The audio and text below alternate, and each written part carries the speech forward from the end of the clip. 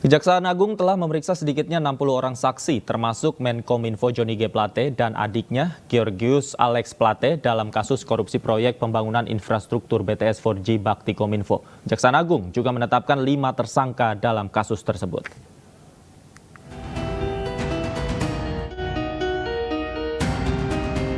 Kejaksaan Agung hari ini kembali memeriksa Menkominfo Johnny G. Plate dalam kasus korupsi BTS 4G Bakti Kominfo Kementerian Kominfo.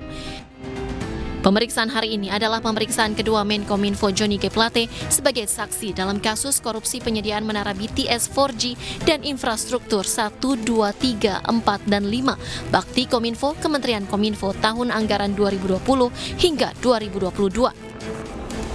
Selain Menkominfo, Kejagung juga telah memeriksa adik kandung Menkominfo, Georgius Alex Plate, sebagai saksi.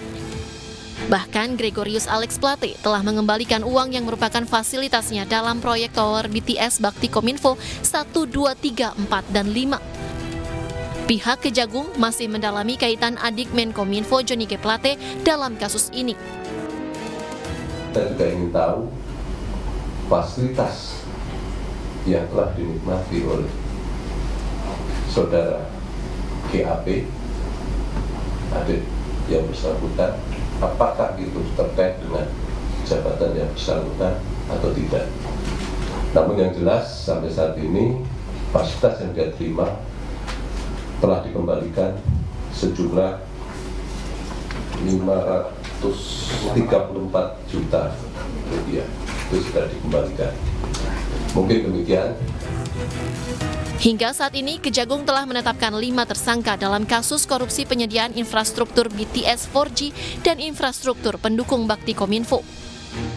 Kelima tersangka tersebut yaitu Anang Ahmad Latif, Direktur Utama Bakti Kemenkominfo, Galumbang Menak Simanjuntak, Direktur Utama PT Mora Telematika Indonesia, Yohan Suryanto, tenaga ahli Human Development Universitas Indonesia tahun 2020, Mukti Ali, Account Director PT Huawei Tech Investment, dan Irwan Hermawan, Komisaris PT Solitech Media Sinergi. Kasus korupsi BTS Bakti Kominfo bermula dalam rangka memberikan pelayanan digital di daerah terdepan, terluar, dan tertinggal dengan membangun 7.904 base transceiver station atau BTS. Nilai proyek pengadaan BTS tersebut mencapai 10 triliun rupiah. Sementara kerugian negara akibat dugaan korupsi diperkirakan mencapai 1 triliun rupiah. Dengan pengusutan yang masih terus berjalan, bukan tidak mungkin Kejagung akan menetapkan tersangka baru dalam waktu dekat. Tim Liputan iNews melaporkan.